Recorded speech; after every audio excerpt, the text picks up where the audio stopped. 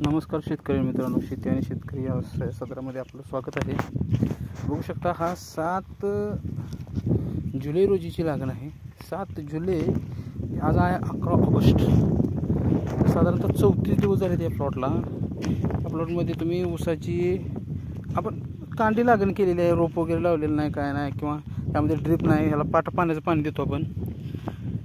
ऊसाची वाढ तुम्ही बघू शकता. हे बघा, तर 34 दिवसामध्ये हे ऊस चांगलं 1 फूट 1.5 फुटाचा आलेला आहे. बघू शकता. आता ह्याला हे इकडून लहान लहान कोंब पण फुटू लागलेले आहेत.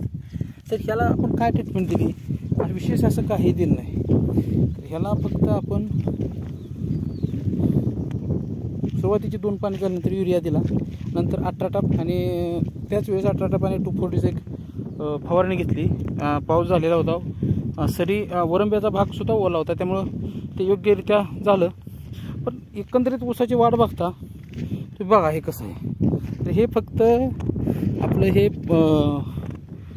86-032चं चांगलं दर्जेदार बियाणं होतं आणि व्यवस्थित लागण करून घेतली होती. डोळे वगैरे चांगले हे काढले होते.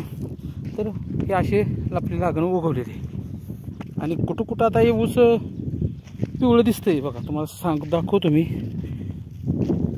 तर हे बघा, या ऊसाची पानं हे पिवळं आणि असे पट्टे दिसतात. तर ह्याला फॉस्फरस आणि झिंकची कमतरता आहे.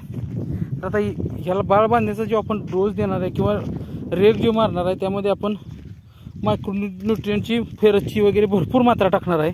आणि आत्तासुद्धा आपण एक ड्रेंचिंग घेणार आहोत ह्याला, मायक्रोन्यूट्रियन्ट्स आणि 1261 आणि मॅग्नेशियम सल्फेट, आणि हे दूर होऊन जाईल.